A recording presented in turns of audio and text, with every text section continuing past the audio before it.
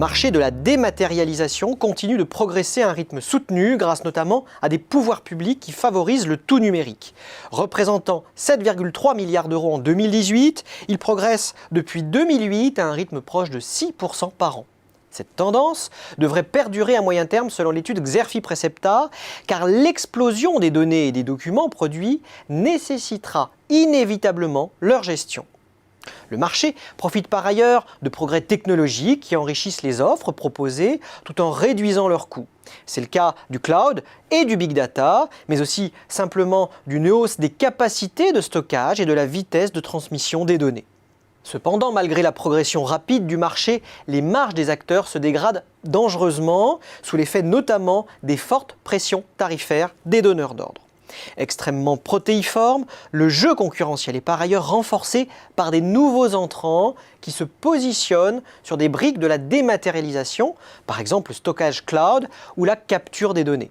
Cette situation pousse les éditeurs de logiciels et spécialistes de l'archivage à enrichir leur offre dans et autour de la dématérialisation, tout en accentuant leurs efforts de différenciation. S'ils conservent un avantage lié à l'importance du papier en France, les prestataires de l'archivage physique renforcent leur offre digitale face à la montée en puissance des solutions de cloud des GAFA. Ces derniers devront cependant dissiper les doutes liés à la confidentialité des données et atténuer leur image très anxiogène d'acteurs tout-puissants de la donnée. Les outils numériques ouvrent des opportunités considérables pour renouveler les approches traditionnelles de la dématérialisation des documents. Il s'agit désormais d'intégrer l'intelligence artificielle, les atouts du cloud et les technologies mobiles pour proposer des solutions plus flexibles, évolutives, connectées et personnalisées.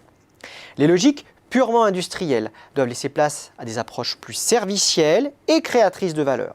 Certes, la croissance externe demeure toujours le mode de développement dominant pour les acteurs de la gestion documentaire et de la dématérialisation. Mais les partenariats sont de plus en plus utilisés, notamment grâce à leur flexibilité et à leurs coûts plus limités. Le développement international est également un axe privilégié par les compétiteurs. Il ouvre la porte sur des zones géographiques plus réceptives, alors que le marché français reste bridé par le fort attachement des entreprises au format papier.